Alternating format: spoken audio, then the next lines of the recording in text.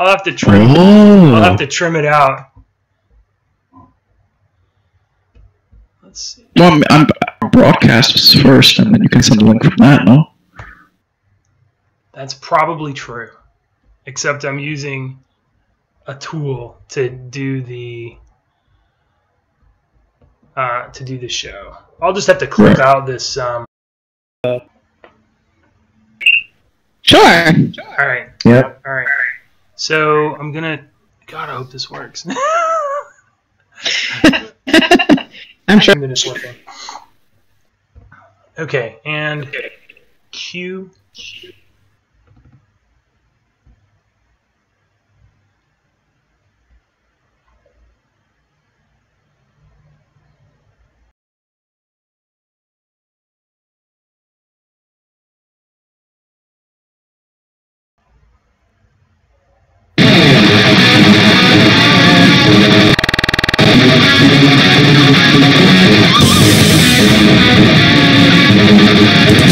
Hello and welcome to the UMCOC Podcast for the unofficial Marvel Contest of Champions chat on Discord.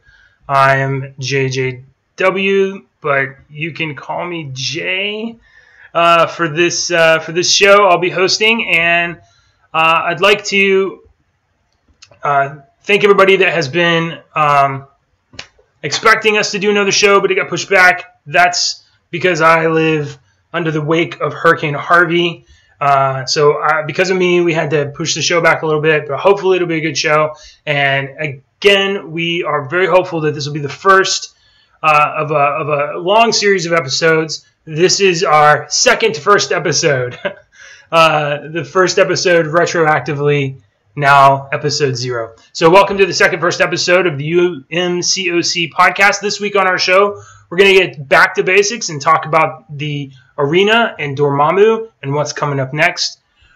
We're going to talk about a snake, a dog, and a bowling pin, and the quest that was released today in version 15 of Marvel Contest of Champions. We're going to talk about the CHANGELOG, and right off the press, we have another announcement today regarding content creators. So hopefully this will be a great show.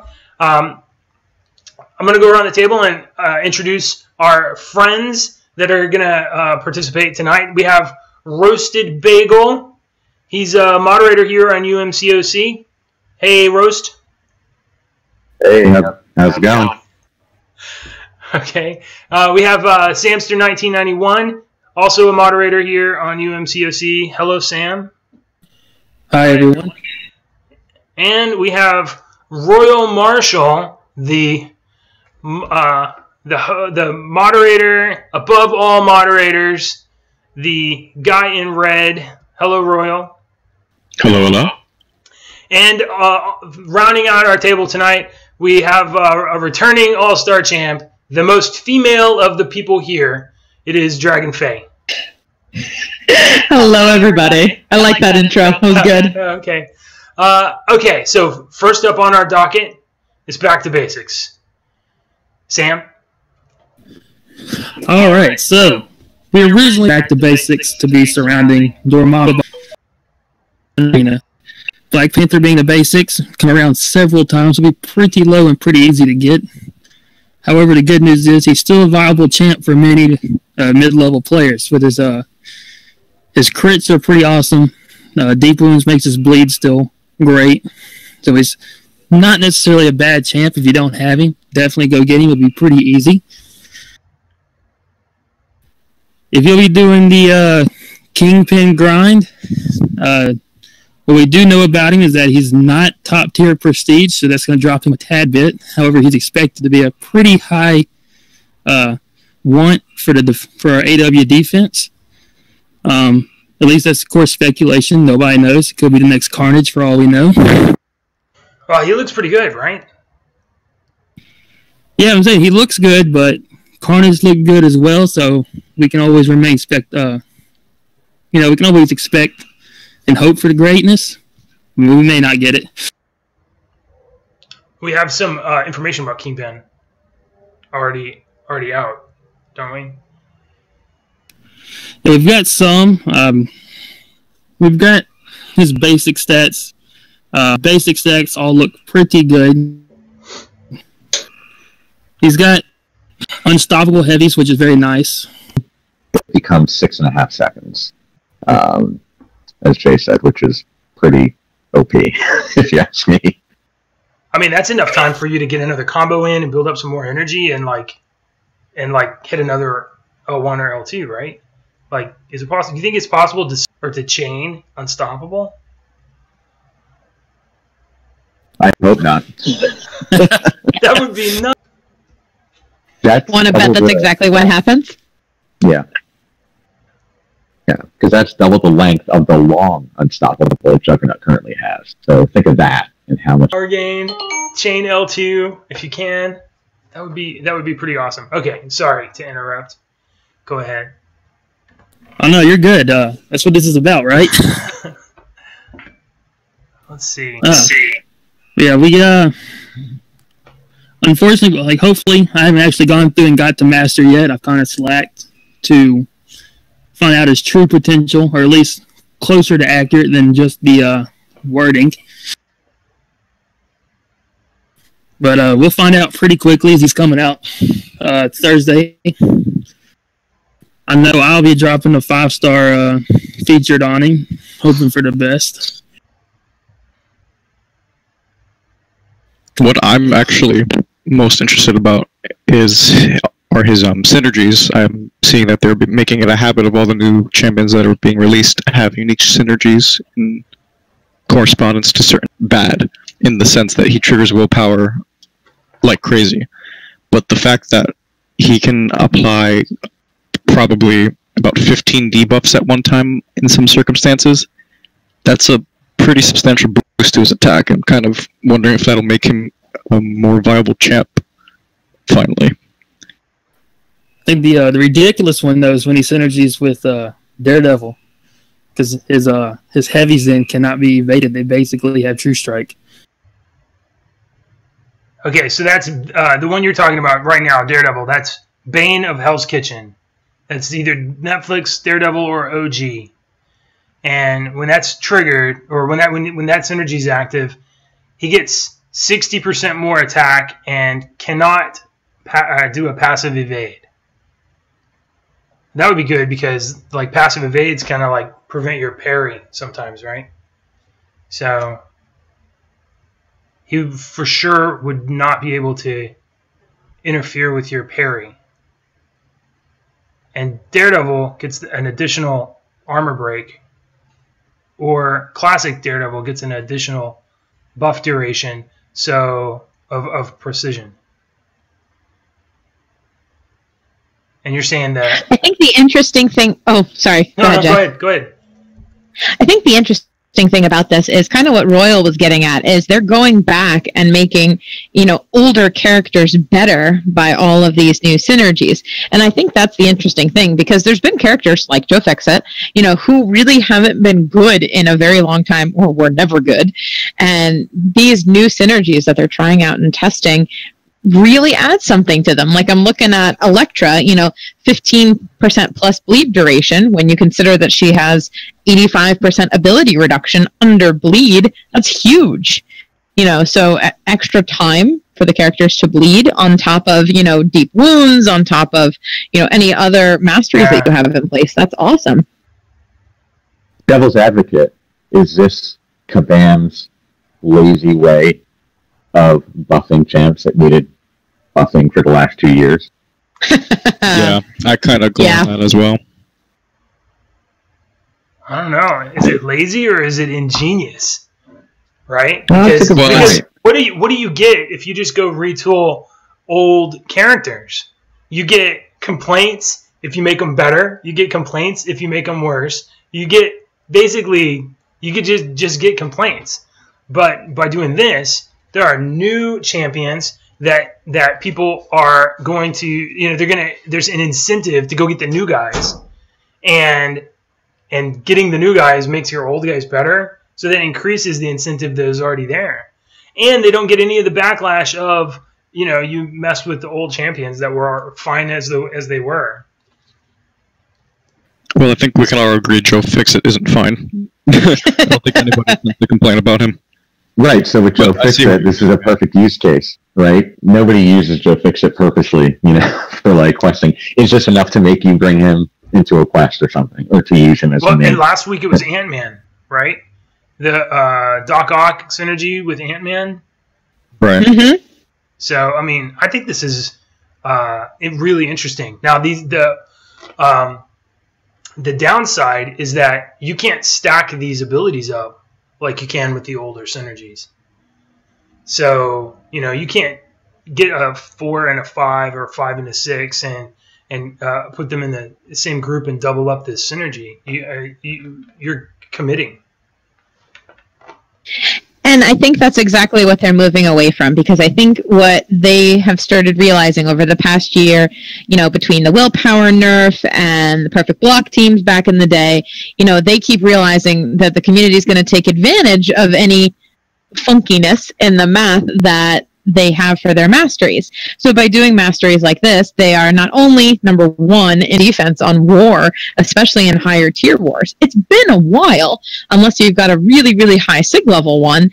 So, but with the synergy, suddenly, oh my gosh, she becomes a viable character. And so does Joe Fixit now suddenly become a viable character? None of us expected that. So I think that's what they're moving to, and I think that's probably why they're moving. That's my guess anyway.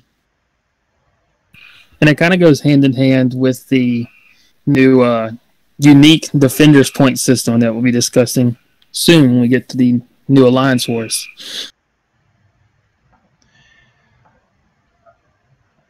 Okay. So before we move on to our next segment, Dormammu's wrapping up. We're about to have Kingpin and Black Panther. This is OG Black Panther? Yes. So what's the demand on OG Black Panther? Not particularly high, is it? I'd say particularly low, to be honest. I mean, I myself got him right before the event started. Another 4-star Crystal is my 4th dupe, and he's only rank 3, so I wasn't very excited about it. Mine's been max sig for about 8 months now. Yeah, so no interest there. Mine's been sitting on the shelf. Yeah, I have one sitting on the shelf, not duped, but I'm not chasing a dupe in an arena. Interestingly, though. Oh, sorry. No, go ahead.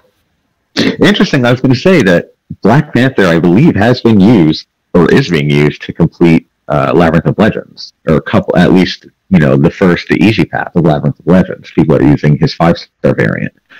So, with pretty high fanfare as well. I've read, threads in the past of people saying, yeah, I got this highly duped Black Panther, he's stacking the bleeds, and I was able to kind of get through, the easy path of LOL with a relatively low amount, of units. So I think it's interesting that he could be endgame content at the 5-star version, but this 4-star is just not, Right.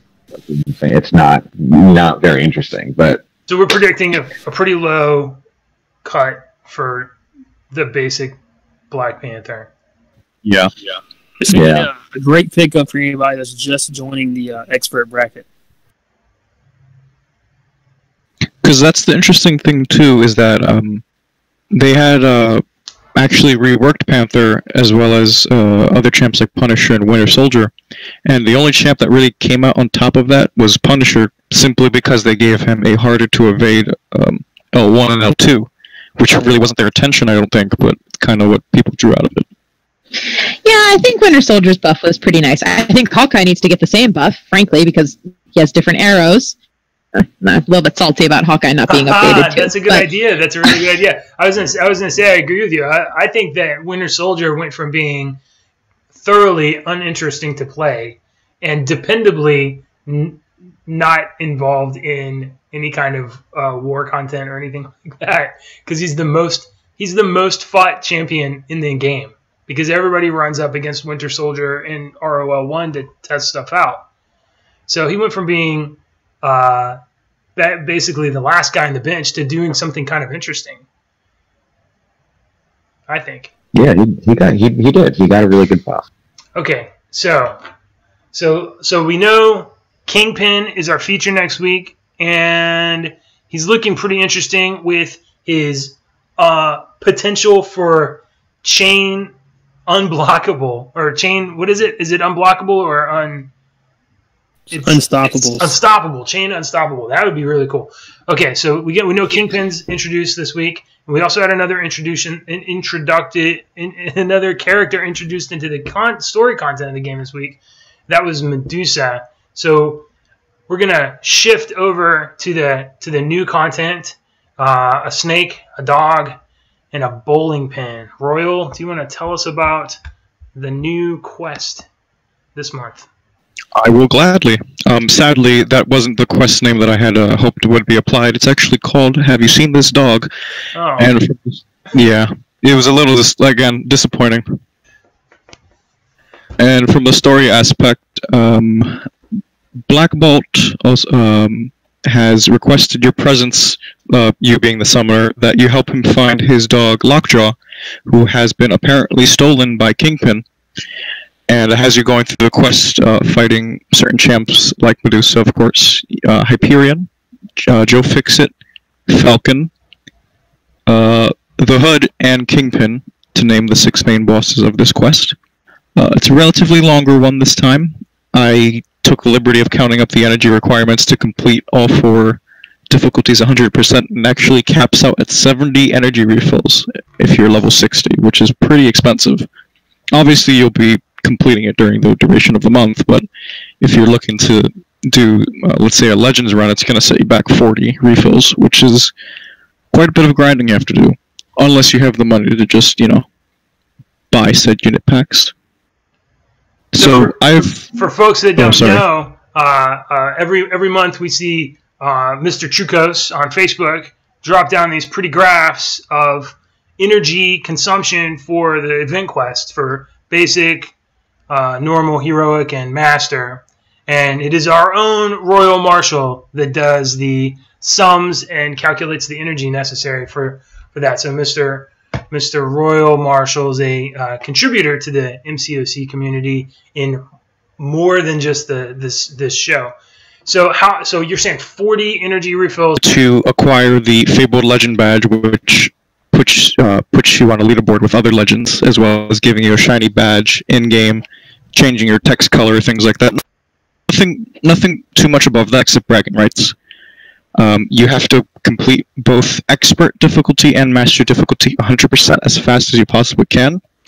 Most quests tend to cap out on an average about 4.5 hours. It's quite a grind, depending on who you're actually facing.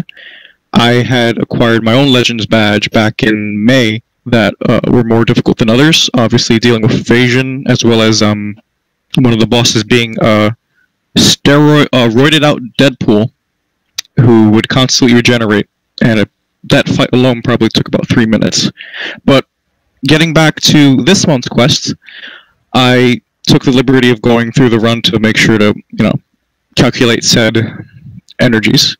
And it seems to me that Kingpin will be quite a foe to face in Master and Expert modes, because his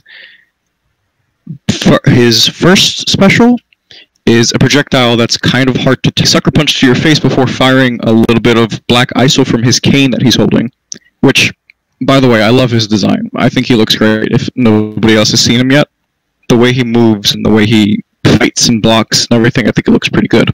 If anyone can agree with me on that. I haven't fought him yet, but I'm sure that somebody here has. Well, once you do, I'm sure you'll enjoy it.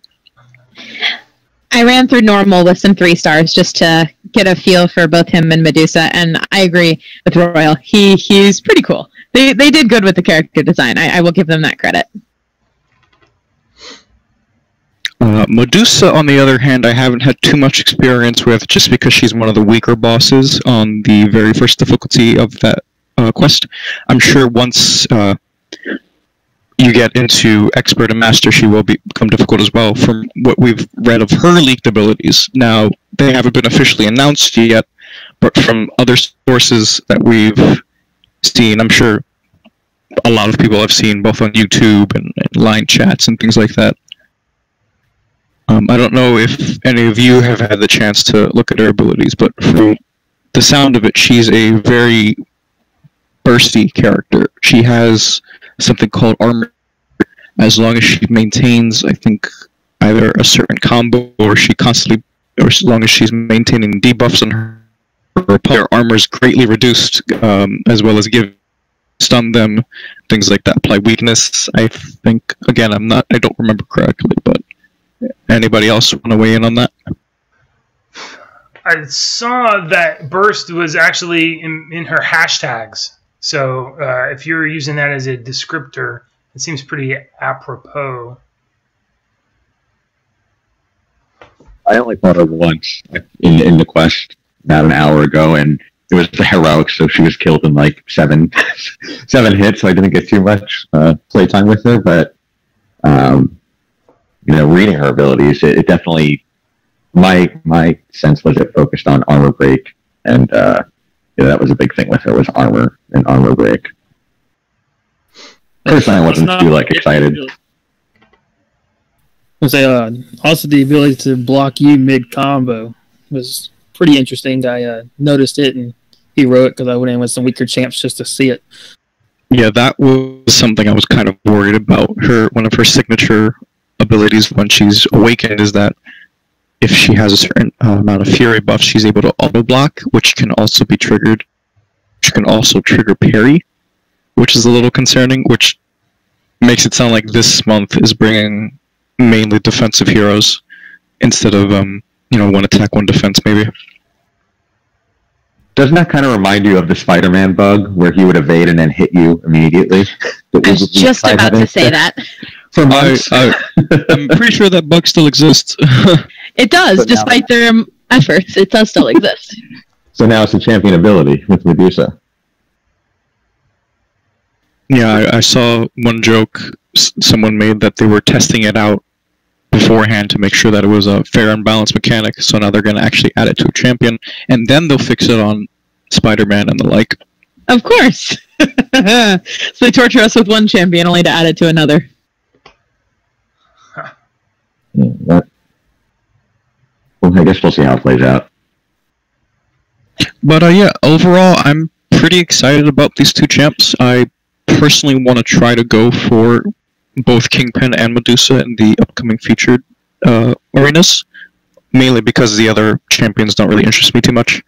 But, their abilities are quite interesting as well. I was also planning on trying for Medusa's featured 5-star when she rolled around. Really? I heard someone here was going to try to pop one for Kingpin. Yeah, I have a timer set for him. I know it won't be him, but might as well try. I'm still holding out for Spider-Man Stark Enhanced. I'm hoping I can get him in November, but I'm going to try my best to hold out till then. I already have the dupe to Voodoo, so I'm due for not getting a featured ever. Damn, nice. Look at you. Well, let's shift gears a little bit and talk about the other changes that are coming our way. As everybody knows, there's no Alliance War for the next 6 days. 6 days, right? 6 days. As Kabam is tooling around on the back end of the server to change the Alliance War experience. So I think, Roast, you got this on the changelog. Yeah, so there's a few things that came, I guess, today with 15.0. I think the biggest, which we could circle back around to after and kind of discuss, is the Alliance Wars update, which is the biggest update since Alliance Wars was really introduced. Just kind of gloss over, the changes you have. They said it's a 50% bigger map. You're going to now have 5 mini bosses. The refresh time is down to an hour, down from 90 minutes. The map's going to have portals, which I find interesting. Less linked nodes. the class relationships are no longer going to be hidden. We need to talk about that as well. You're going to have skirmish rewards, which is basically you're going to have gold for every kill and defender kill. No more thorns or slashed tires, which was, I think, a nice little, a nice nod to the players. They're kind of switching the difficulty areas of the map. So instead of the center path kind of being the easier, and it gets harder as you go on the outer nodes, it's reversed. So the outside nodes are going to be the more easier to kind of get through, whereas the center, or the closer to the mini boss you are, the center of the map is going to be the more difficult nodes. And the biggest thing, I think, personally, is for bringing different champs. So those are the changes in a nutshell. Again, I guess we could talk about that now, and then I'll go into the other changes afterwards. What do you guys think about the changes to Alliance Wars? Well, I think it was much needed. I mean, personally, I've been getting kind of tired of just taking the same path over and over every war. You have to face basically the same champs every war, and now this gives us a chance to have new nodes and a lot of different possibilities for champs for the alliances that are going to go for the diversity points. Yeah, they said diversity points are going to be the tiebreakers, right? That's going to be what decides a match. But they also said it wasn't going to be it wasn't going to be the biggest segment of points, right? Correct. It's a small number, kind of like defender rating, yeah. Which I find really funny, because despite the fact that they've introduced something like this, it's not going to change the meta. Most certainly will not be changing the meta of what currently works in defense and what doesn't. I agree. Diversity points are a good idea, but it's not going to affect anything. Yeah, you're still going to have Mystics 80% of the board in at least Tier 1, Tier 2. The only way they could potentially force the diversity is if they actually applied more points to that metric. You know, if suddenly it was worth more than anything else, that would force some diversity, but they're not going to do that because they know the Mystics make the money. So, hey. As well as the fact that they remove defender kill points, which means that even though these Mystic champs are going to be on the nodes and they get a lot of kills, it won't count towards anything, so maybe that in turn will start shifting something. I think the diversity points are going to especially come into play with the new synergies that we're getting with the new champs. Since they're going to have all these new unique synergies, it's going to make us want to put the Doc Ock with the Ant-Man and a lot of these other new ones. Maybe even throw a Fix-It out there with the Kingpin and see what happens. Potentially. I guess it's going to take time, right, to really see how it pans out. I have to say, personally, removing defender rating, to me, is a big disappointment. I'm not happy about it at all. A lot of what I'm sure you guys have read, what everyone on Reddit and Line and Discord, what everyone is saying is that it just is a financial decision. I have to agree. I think you guys have all probably been in a situation in a war where you win by a small amount, but all three battle groups between both teams, you clear 3 boss kills. Let's say you both get 95% exploration, but you get the win because you had less defender kills, or you had more defender kills. To me, that says you were the better team. You guys fought better in that war. That's thrown out the window. If your opponent wants to spend more or use more items, they will win and they will beat you. I don't like that. Not to knock it all, but it's a little bit like that. Everything's about offense, and nothing's really about defense. It's all about how many points you can score, about how many points you can put up. It's not as much about defending and who's on defense and road blocking. I love the idea in theory of having 5 mini bosses rather than 3. Oh no, I can't hear anybody. How do you feel about defender tools being removed? Oh, Dragon, you're talking and you're muted. There you go. I think the biggest thing we might see is we might get to see magics on,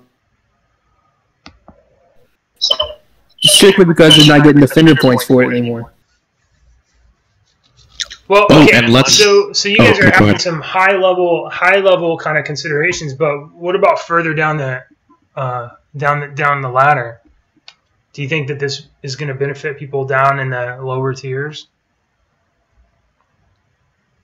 And how's it going to change? Personally, yeah, that's an interesting thought. They don't run all mystics because they don't have all mystic dispersion. You know, the people in 4, 5, 6 mil alliances. You know, they're not equipped like that. So how can... Absolutely. You know, that's a good point. Is a lot of us, I think, on here all play on tier 1 or up in the higher tiers, and the diversity points are going to be huge for everyone in the lower tiers because that's something they weren't getting before. And on top of that, they can now focus into different areas. So say, for example, they need to bring a magic on offense rather than on defense. You know, I don't know who mentioned that before, but I tend to have mine on offense rather than defense just because I love her power lock. So I think we'll see a lot more of that, especially in like the 3, 4 tiers, I think. Yeah, both of you hit it on the head. I agree. When I heard this, one of my first thoughts was they're really, saying that it seemed like that's who they were catering this towards. Because, like you said earlier, that the top alliances and really mostly all tier 1, high tier 2, you're still going to have DORMAMMU. You're still going to have magic as a boss. Diversity. I don't see the diversity happening. I really don't.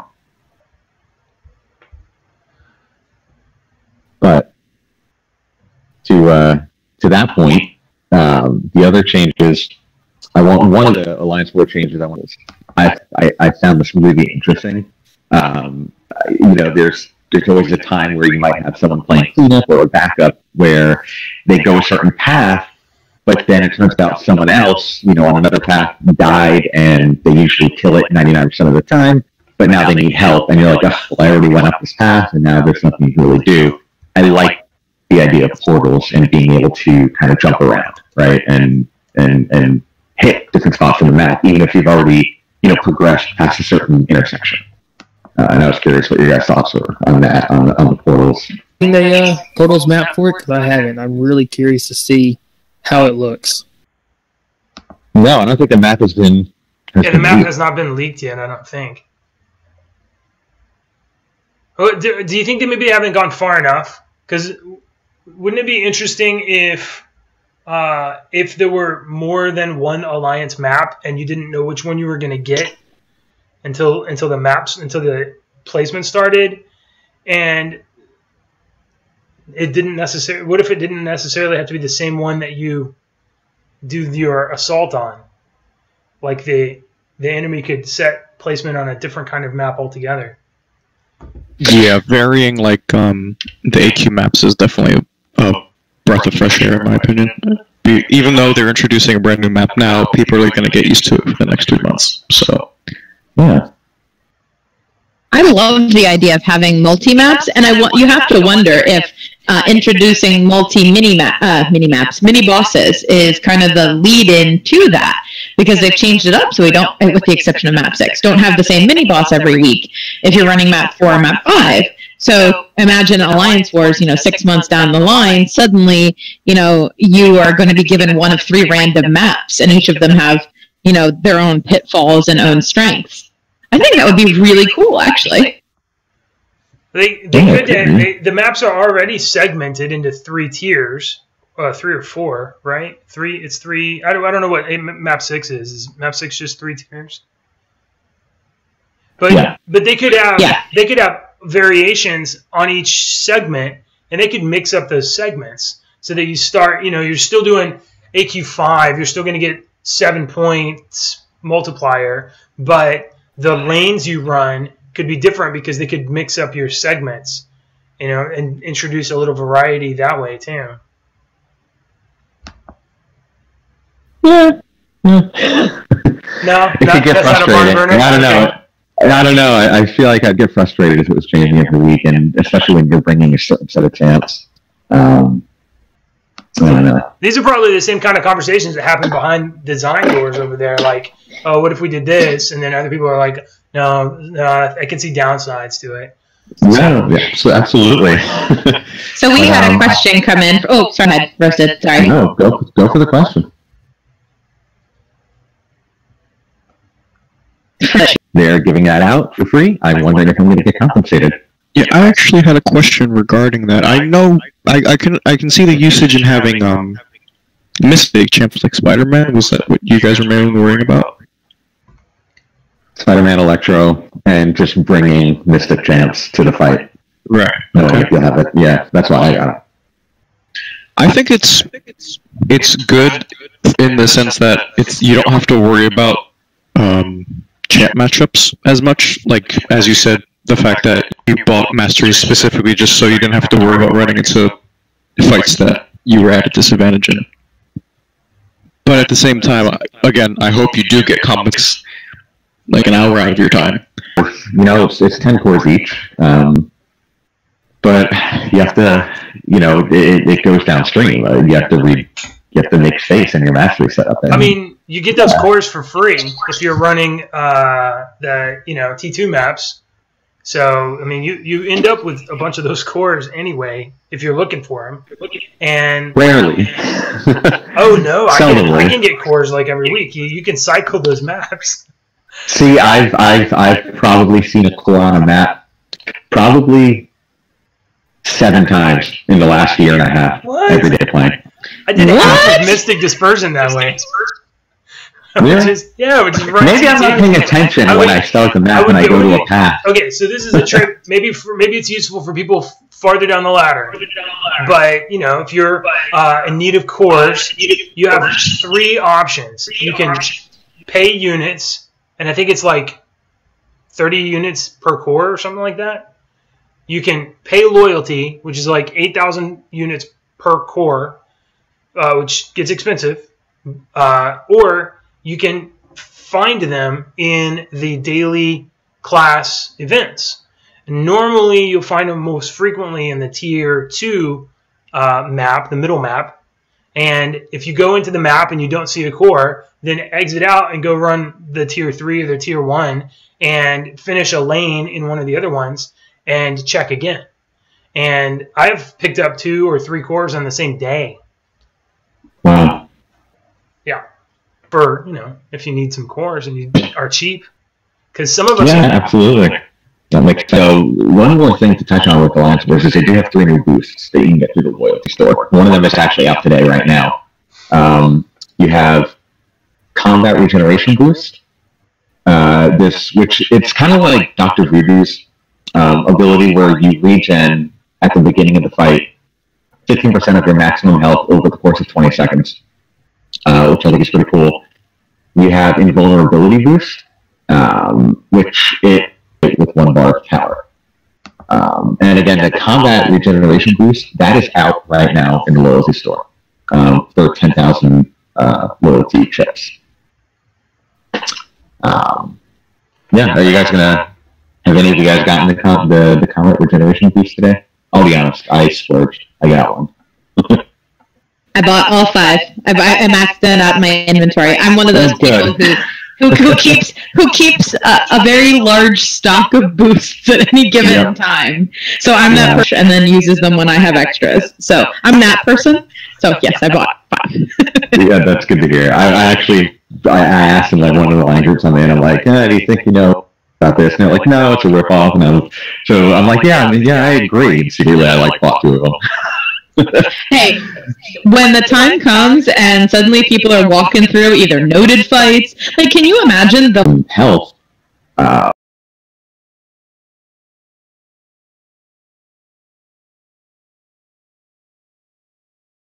limbo at the beginning of the fight with that. Given their habits of not delivering stuff correctly, yes. I'd agree. I think it's going to happen. I think it's going to, fight's going to start going to happen. Yeah, I think it's a matter of time at this point. Yeah. I don't know, anything else you guys want to talk about? Alliance War, the updates. Those are the big, the big stuff. The smaller stuff, removing thorns and slash tires. That's Kabam's little nod of saying, hey, we listened to you, after. Yeah, I think everybody's pretty happy about that. Yeah. And the skirmish awards where you get some gold for every kill and defender kill. I guess it all depends on the amount of gold, right? That's 50 gold. I mean, we'll have to see how much you notice. Not to mention the change to MVP in that it now actually consistently shows who outperforms others in every war now, right?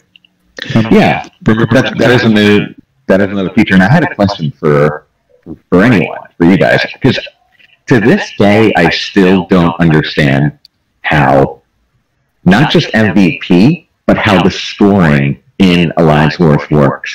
For instance, a couple days ago, I had taken out 2 nodes. It was the beginning of the war. I took out 2 nodes right from the start. And there were 2 people, because I'm like, I don't know. So, are you guys able to answer that? You mean how individuals get points, or the whole, war match? No, individual. Oh. So when you look at your stats, what's that percentage? How does it account for that percentage? It's basically your percentage of your alliance's total score. Right. From what I've seen, that's factoring in your defense's team rating, defense kills, the defense kills, the PI, the charge. Yeah. But that's going to go away because defense kills is about to be 0, right? Yep. So those guys are no longer going to be higher rated. Yeah, so the guys that hadn't moved yet in attack phase, right, and they had a higher percentage than me, they had a percentage at all, I guess because they had a defensive kill. Probably. Or they had a higher rating. That makes sense.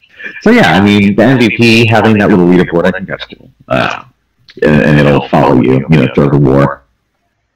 I guess it can help you as well if you're moving alliances. You want to kind of show, what you bring to the table. You can screenshot your MVP stats. And it's basically bragging rights within your alliance too. Yeah. Yeah, I feel like this could cause some strife and some, I don't know. It's just another. I think if you. Sorry, go ahead, Jay. I just think that some people are gonna get bagged on because their relative score is not, top of the alliance. Don't you think? I mean, people are already kind of abusive in various alliances. Some people are real aggressive about bouncing people out.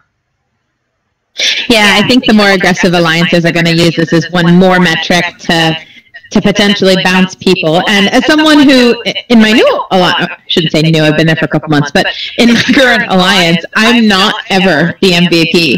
But that's usually because I'm the sweeper. So I come in at the end and back people up. So I'm never going to end up with an MVP, and I'm okay with that, but I don't want to then be judged like I'm not carrying my weight. Right. I agree 100%. It's the same way with me. I've been in my alliance for a couple months now. My prior alliance, I was at the top of the MVP list every single war. And it's because of it's the nature of the path that I took. I took the path that leads up to the left mini boss. And it's just the nature of it. And this, my current alliance, I am, at the bottom of the percentage, even though I'm carrying my weight and, getting to where we need to go. So, it's one of that's why I wasn't thrilled when I heard about the MVP stat coming on board. But with defender kills out of the equation, I guess we'll see, how everything kind of pans out.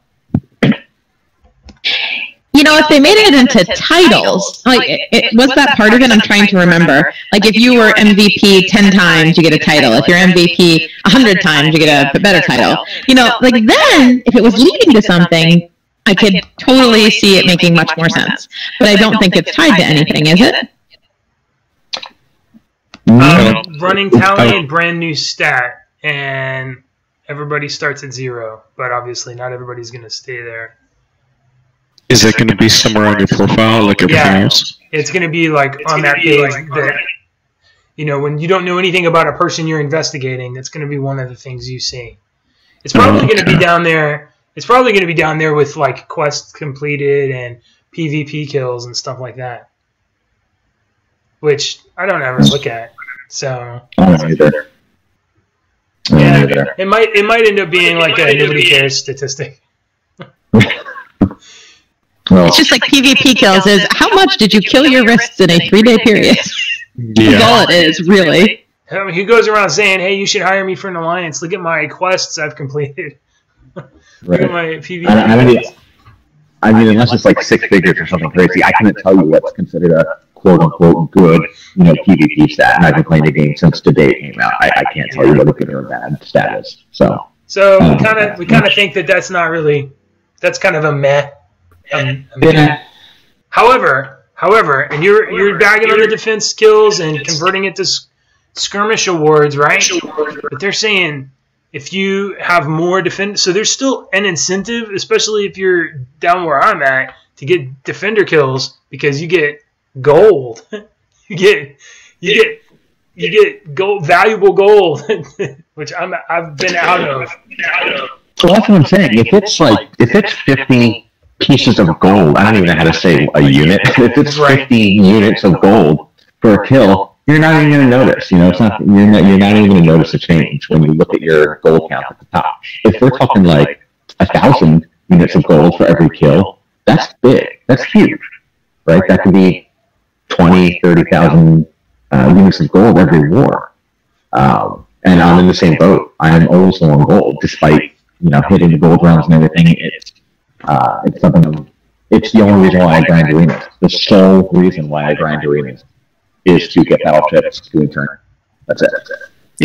Wishful thinking is that MVP is going to be a bonus goal, maybe like 100,000, but that's just purely wishful. Yeah, that'd be great, and I would want to make sure I'm on a path to get some of those MVP points if that's the case. It'll definitely give incentive to it. The only information that the changelog includes is that that you get in. So the question is, how big is that chunk of gold? Because that could be awesome. Yeah, we'll see. I never say no to gold if there's an event or anything. So I'm before I go there, is there anything else about Alliance Wars anyone wants to get off their chest or talk about that I missed? No, I think you're good. Okay. So, aside from the Alliance War update, in today's update, we have the Grandmaster Crystal that came out, which is, I guess, kind of like a buffed up PHC, where it contains a minimum of 3 stars with a rare chance of 4 stars and probably the unbelievable chance of a 5-star. It's 200 units if you want to buy one, but you can also get them through a new 14-day calendar that they're introducing. Have any of you guys bought the Grandmaster Crystal today? I bought 5. Dragon? I was waiting.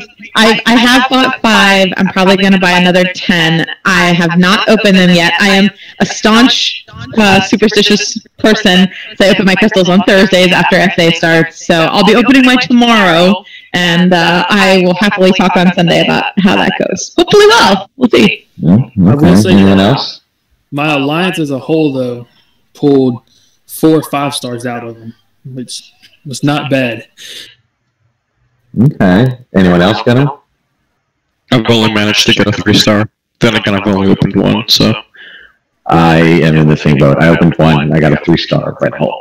And I'm like, I got him too. Really? Yeah. That's what I got. Wasn't, and then I opened 5 uncollected arena crystals, and all 5 of them I got the lowest, the 15,000 gold. So I was pretty salty in that span of 5 minutes. And so I closed the game, and that was it. So I was gonna get more. I was gonna get more, like 3 more uncollected, or I'm sorry, grandmaster crystals, but I said no. I think it has something to do with time. I have a very odd belief. I think there's something to do with the exact time of day when you open crystals, and this is another conversation for another podcast we'll never have. But I do think the algorithm has a small reliance on time. So, and that's just my weird thing, but we'll get into it. But that's not impossible. Yeah. I have my own theory about that, which a lot of people do. The thing about time though is like how if it were, say, if it were triggered by a particular time, like how tight is that increment that it's looking at? Because it's constantly wrong. You think it's in full seconds? Yeah, and you're gonna get me down a rabbit hole. So maybe we should put it in a podcast and save it for a show. But there's sweepstakes and stuff out there that's proven that people figure out in the communities that it has to do with like the time that you send that text message to get a PS4 from Taco Bell, just to throw it out there, like that kind of thing. So there are contests and there are games where the RNG uses time as an element. So we'll stop it there. But so that's why I was like, now's not a good time to open up all these crystals. So I turned the game off and said I'll do that another time. But yeah, I mean that's cool. It gives players that have been around a little longer a crystal that's you're not going to get a 2-star anymore, right? No one here on this podcast, I'm assuming, has probably used a 2-star in God knows how long, right? It's to the point where it's not even. I feel like it's not worth my time opening a 2-star, and going through the animations of having to, the duplicate animation and then hitting back to crystals. I don't do it. So I think this crystal's kind of cool. And then also today is the duping of 5 stars will now get you the 6-star shards. I don't know if you guys have seen the crystal yet. Has anyone here not seen the new 6-star crystal? This is shards for 6 stars, which they said it'll cost the same as a 5-star, so it's 10,000 shards to get a 6-star crystal when they release them in, I guess, early next year, or sometime next year, I should say. That's another conversation. Oh, did we talk? Did we talk about the fears of people pulling a Venom, a Gamora, or a Daredevil Netflix? Well, those fears. Yeah. Well, as far as we know, those fears are very relevant because those seem to be the only 3 champs that have been advertised in said crystal. The silhouettes, yeah. And there's no budget. Yeah. Even if you had crystals right now, you can't buy this thing yet. No. Which is why they also disabled selling 5 stars, because they didn't want people trying to go and open one today. So let's speculate here for just a second on 6 stars. Now, the way they have released, I'm echoing here. The way they have released the 5 stars is that they had a kind of a big pool at the beginning, and then they, in the last 2 or 3 months, have started releasing 5, 6 at a time because they're trying to catch us up. Order that they're releasing them in batches is the same order that they were released into the game. So as champions entered the game, whatever their order was, that is the order that they are added to the 4-star crystal. That is the order that they are, even in groups, being added to the 5-star basic, 5-star sub-feature pool, 5-star basic pool. So, do we expect that the original, we'll say Generation 1 champions, aside from the ones that they don't make 5 stars of already, so throw out your Black Widow and your Scarlet Witch and your Thor, are they going to release? Do you think they're going to release these 6s starting in the same order per release into the game. Well, the interesting thing is that we don't have a 5-star Gamora, and that's already been advertised as a 6-star. Oh, yeah, that's true. You're right about that. Yeah, and Venom wasn't released when the game was released. He came out, a few months later, and he's being, quote-unquote, advertised as a 6-star. Yeah, I want to say Venom was added in the July, it was either June or July bundle to the 5 stars. So, and it's interesting because, I don't like fighting with Venom at all. I think he's a pain. But then I remember fighting Venom in Labyrinth of Legends and how much I utterly despised that fight with every fiber of my being.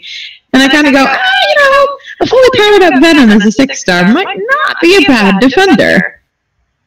So I think it'll be interesting.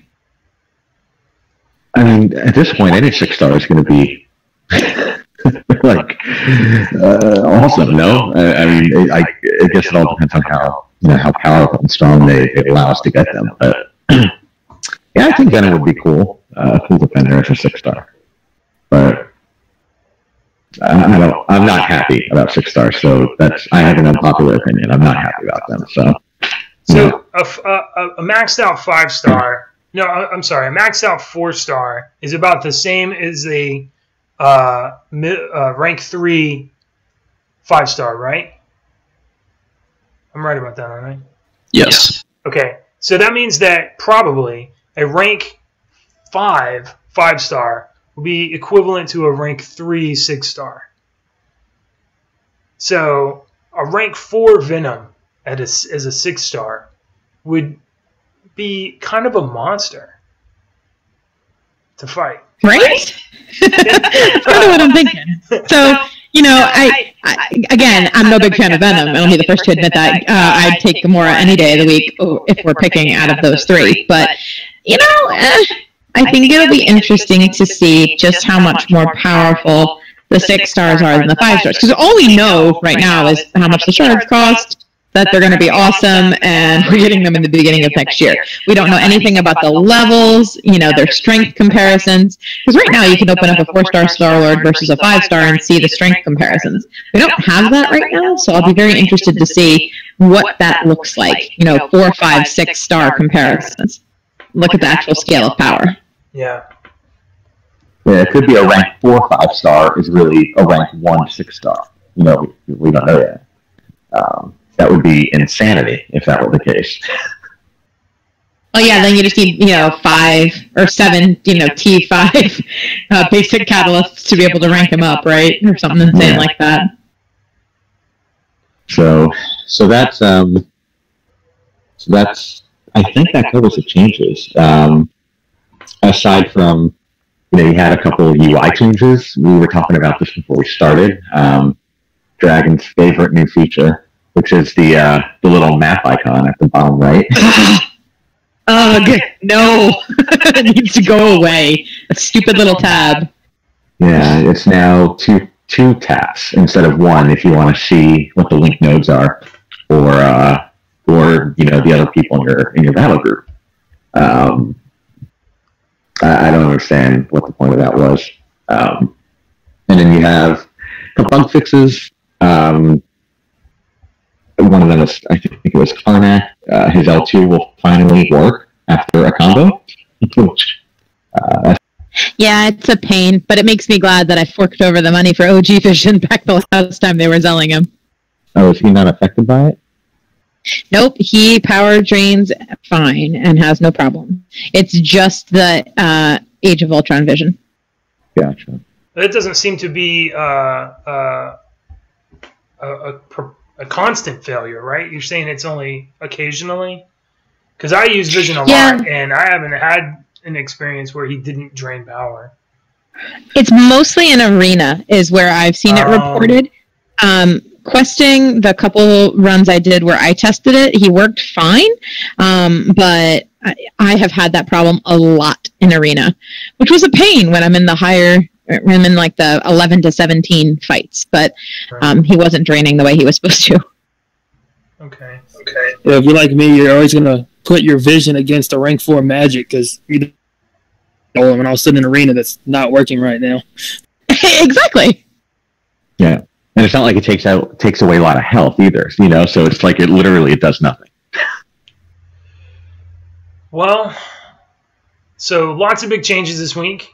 But was there anything else in the changelog that was of particular note? You covered the Alliance War update.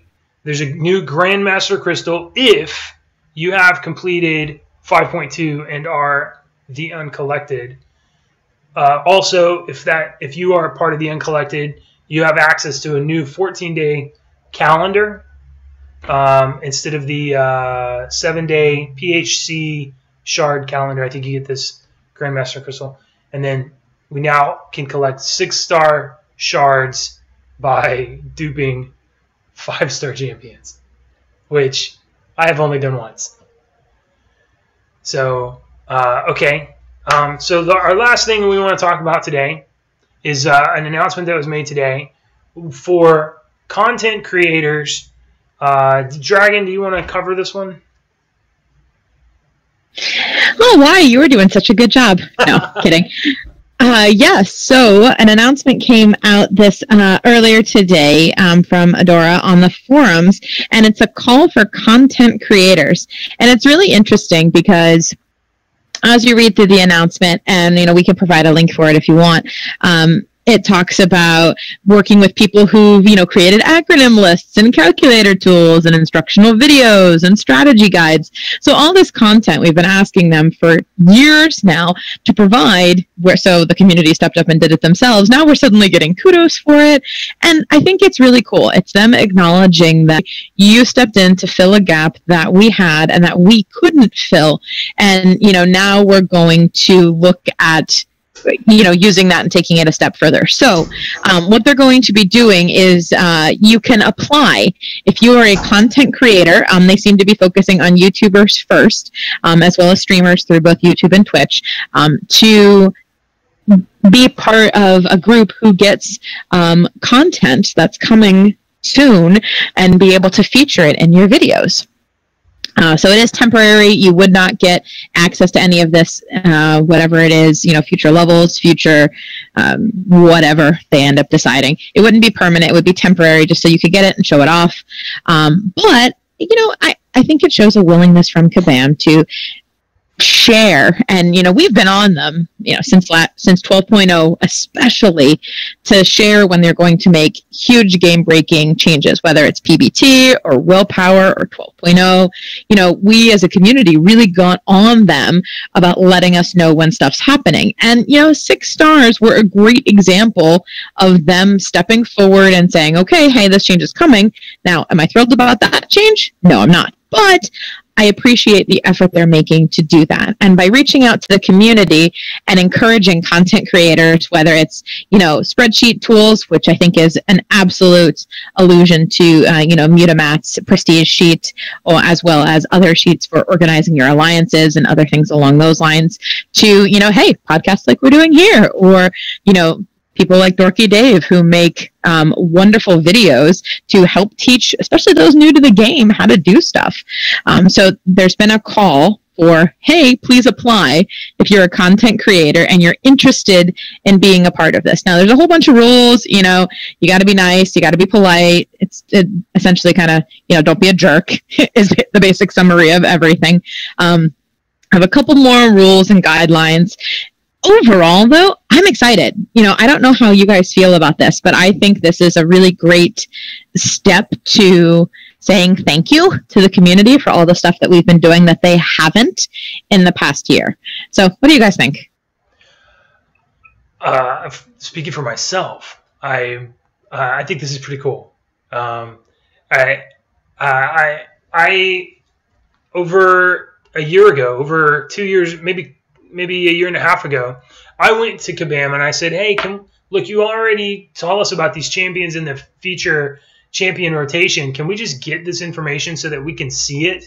Why is it so hard to go look up a champion and find out how hard they hit or what their abilities are? And because they wouldn't give me that information, I started collecting it on my own.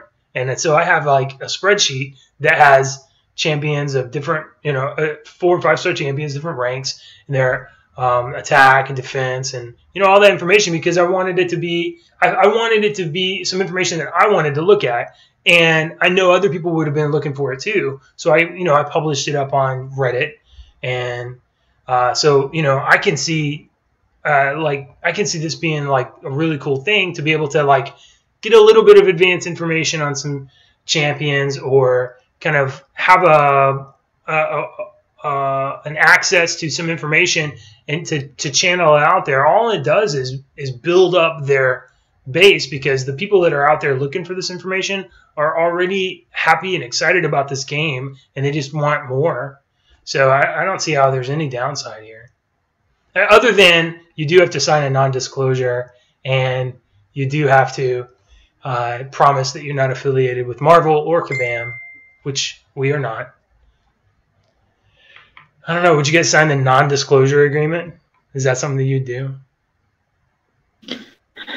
I've had to do it for work before, so it wouldn't be a thing I will give them in their favor. Is it's really hard to keep a secret like that when you can't talk to anybody else, but they're creating a private forum so everyone will be able to go in and discuss things, and that personally I think is a great idea, because then it gives you an outlet, so it's much less likely for leaks to happen because you have other people to talk to. Because at its basest, leaks happen because people either want to A, brag, or B, want just someone to talk to about what they're looking at and experiencing, and I think that's a great thing. I think they're doing justice to this. So people that would not, I think there's some people out there already that get this information that would not join this. I think maybe MCOC Mod for one, because he'd have to promise not to disclose it before he's allowed. I don't know if he's still producing videos. Well, I don't think he'd be allowed to anyway. He's released stuff that shouldn't have been released. Yeah, I'm sitting over here thinking to myself, I really should recommend that they not approve me, because if they gave me information, I straight up would put it on my spreadsheet, write it into my robot, like immediately. And then you'd be sued because you signed an NDA. Yeah, so I don't know. I don't know if I can do that. Maybe I can talk to somebody else on this channel that does get that information and get it on the DL on the side. Yeah, that's. Now that you've ruined your chances, if Kabam is listening. Totally ruined. Hey, I'm just being honest. Kabam, you should not trust me. I will tell everybody. Yeah, I mean, shout out to Dorky Dave, as Dragon said earlier. I think he's great. He's my favorite YouTuber. He's the most positive person I think I've ever watched on YouTube. I hope he accepts this. I hope he applies and accepts this. I got a feeling he will, because I feel like he's done something like this before when they were doing Howard the Duck. Well, no, even more recently, he introduced Glory. He was the one who showed Glory to everybody. He got early access to it and did a whole video about, hey, Glory's coming. And I thought that was really great, because it highlighted someone from the community, not just an orange text announcement of doom that we're used to getting all the time. It was really nice. Yeah, I think it's good. It's a good thing. Well, if you happen to be listening to our second ever first episode of the UMCOC podcast, and you are a YouTuber, you should consider checking out this creator program and get in on this and share, and then private message me all the little extra information that you get. I won't tell where it comes from.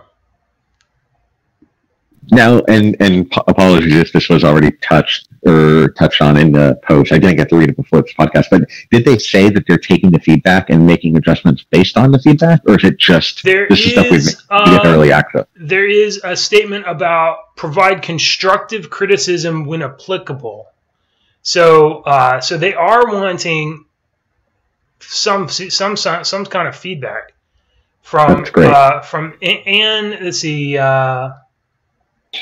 It is in one of the requirements. It says, clearly state they have no formal affiliation with Marvel or Kabam, provide constructive criticism when applicable, which is interesting because obviously we know the beta testers who are out there and exist, whoever they are, lucky jerks. I I think it's interesting that they're now soliciting people from the community who are very visible and out there when the beta testers have been behind closed doors and no one knows who they are. And, to see someone who is sharing their content like YouTubers to suddenly have this opportunity, I think that's huge because it's a great way to get feedback from the community, not just them. I think it's also going to be good for their moderators on their own forums because, Kabam Mike and he's the one everybody knows, and there's some others on there. They're constantly giving them shit. The people on the forum are constantly giving them shit for not explaining something well, or for saying something that's not quite correct because he maybe misunderstood what the development team told him or something like that. Well, if you put this back channel in and let a guarded people speak for you about these characters, then that information will get out there. It'll get disseminated to the public, and it won't really be able to be turned around and pushed back on the forum against, hey, you said this or you said that, or maybe use a little bit of a PR move on Kabam's part to try to raise their public profile by distancing the direct points of information dissemination. You know what I'm saying? I do, and having worked in company I worked for previous to my current job, I was involved in some of the social media. Hey, we need to talk to these people who are tremendously angry on a day-to-day basis. And Mike does not have an easy job. Like, I admire him a lot for putting up with all of the crap on the forums that people are bashing it. So they're pushing all the negative stuff downstream to somebody else. And Dorky Dave can just be like, hey, I don't want to hear all this junk, and he can just block comments sometimes. He won't because he's cool. Yeah, it's interesting, but it makes sense, right? They know how to explain things well in the game. They play it. I'm sure they play. I mean, look, Kabam Mike, I'm sure he plays the game. I know he's mentioned many times he plays it, but does he play it as much as these content creators are? And are they that into it? And just because you work there doesn't mean you're a diehard fan of something, So I think it's good. It goes back to what they did a few months back with Howard the Duck and giving the champ out to a few people. It came out of left field, and it came out of left field because it was leaked, I guess you could say, by accident by Seaton in one of his videos, and people freaked out, and I guess they put the kibosh on that pretty quickly. But it's something that I feel like they should be putting in the hands of the content creators. They're explaining features and their new content into the videos of these content creators, and you have a winning formula.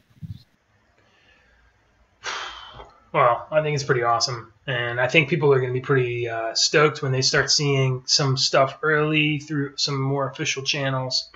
I mean, we're getting this information a little bit anyway, so this is going to be. I think people are going to be happier. Maybe the community will be a little less, toxic about stuff like this. So. That I have to give Kabam, credit for is.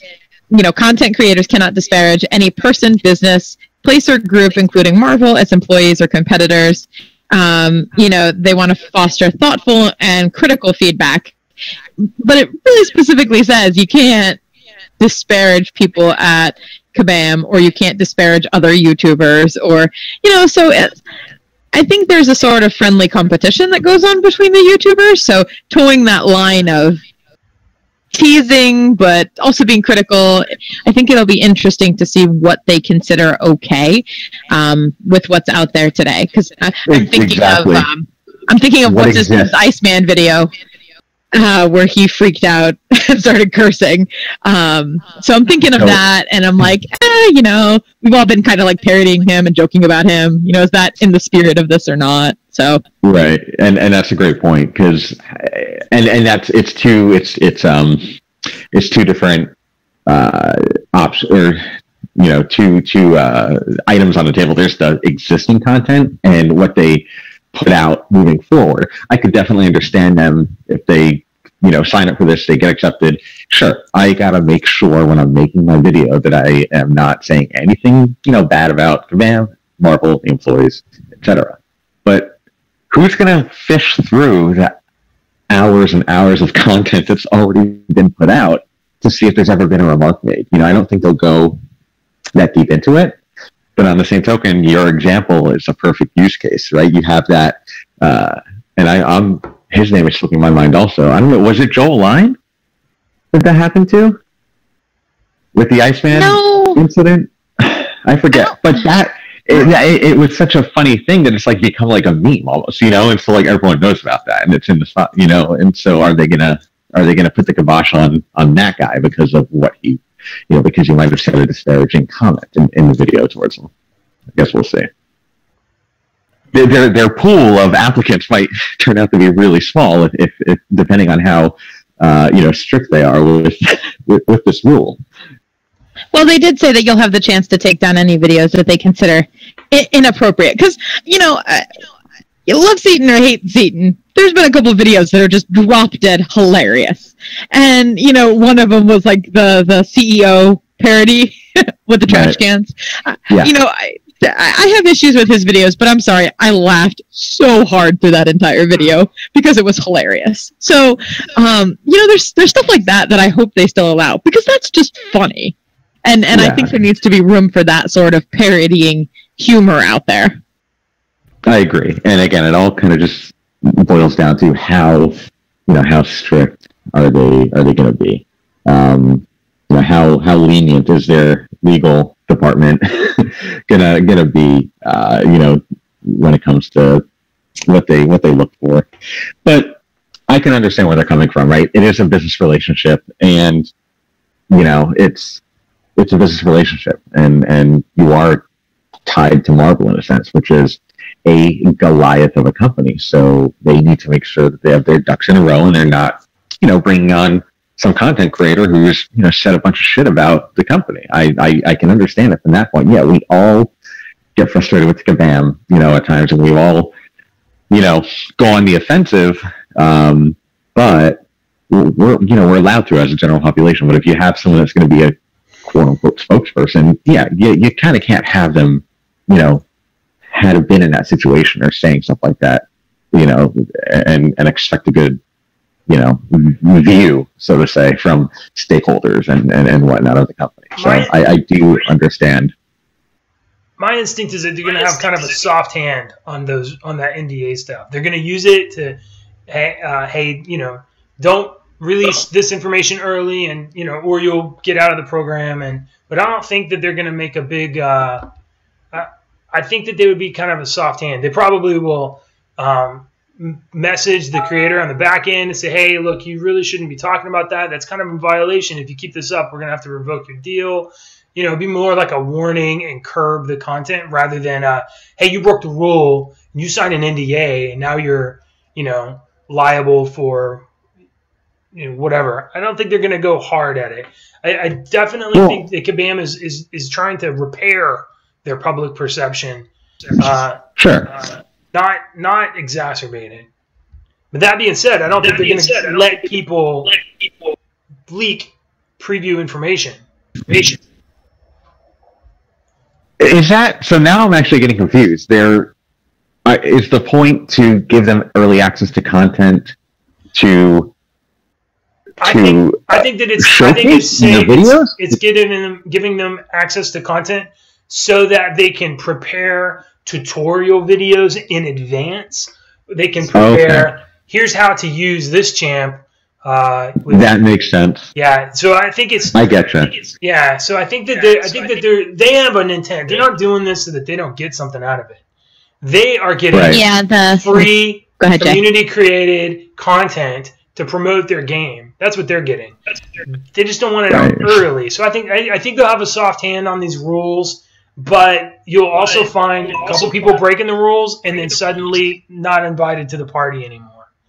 So, I disagree with you there. Now that I fully understand, I disagree with you. I think if someone leaks something early, they're going to axe them out of it instantly. If they're signing an NDA and they break the rules, that's a legal binding document. I don't think it's going to be a slap on the hand. They're going to say you're out. The question is, after you're wrong and after you've broken the rule and Kabam has you over the barrel, the question is, how far do they pull you?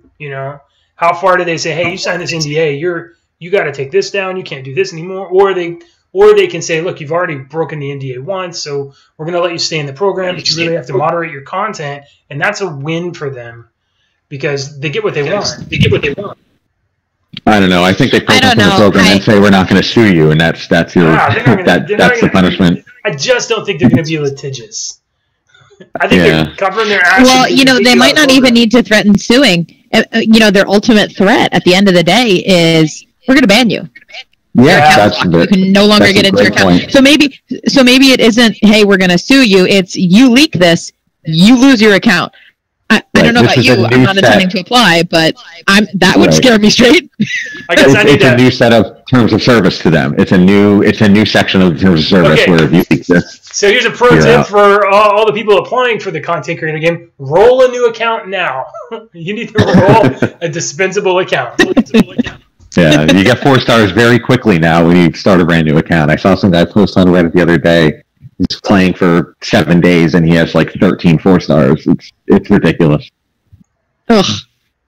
That makes me want to start a second account, but I don't have the time to do it. So let's go down the line. Yes or no, you're excited about this new content creation program. Roasted, how about you? Yeah, I think it's great. All right, Royal, how about you?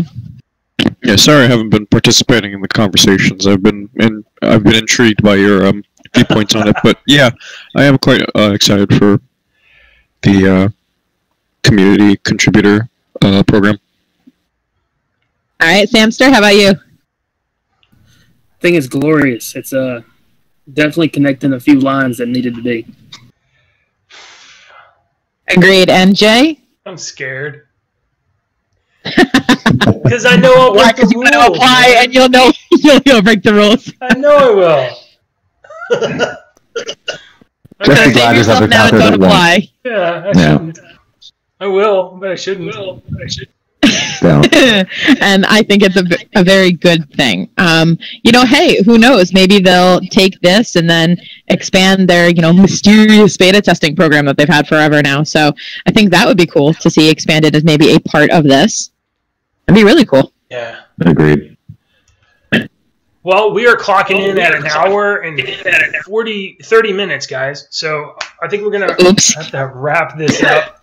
I didn't think the 30 minutes was going to work. I'd like to formally declare that we do not work for Kabam or Marvel, and we are not besmirching either company. I'd like to. No, we're just fans with opinions. I'd like to thank Dragon for joining us again, Royal for allowing us to fly this podcast under the UMCOC banner. I'd like to thank Roast and Sam, our fantastic moderators on the forum. I'd also like to thank a couple people that have provided some back-end support to try to get this video series set up. I'm going to admit right now I didn't manage the slides as well as I thought I was gonna. I'll keep working on it. But thanks to Witty for the cool background idea. It's if you haven't been looking at the YouTube stream, it is the collector at a desk with a microphone, and there's a screen there that we can screen some information. It's pretty neat. Thank you for listening to the first episode of UMCOC Podcast. We're going to be doing this weekly, normally on Sundays, unless there's a hurricane. But it'll be Sundays at 4 o'clock Eastern, 3 o'clock Central. And you're welcome to participate. On the next edition of this show, we have a special guest lined up, but I don't want to reveal now who it is. But once you hear, if you have any idea, it's going to blow your mind. We also have down the future, I've already talked to Trucos, and he's agreed to maybe do a show. And I can probably twist Matt's arm and get him to come talk to us too. Matt, who reigns supreme in calculating prestige. So thanks again, everybody, for showing up. I hope you had a good time. And we will see you again. And I actually don't know how to stop. I have to find the stop button. That's not it. Got it. All right.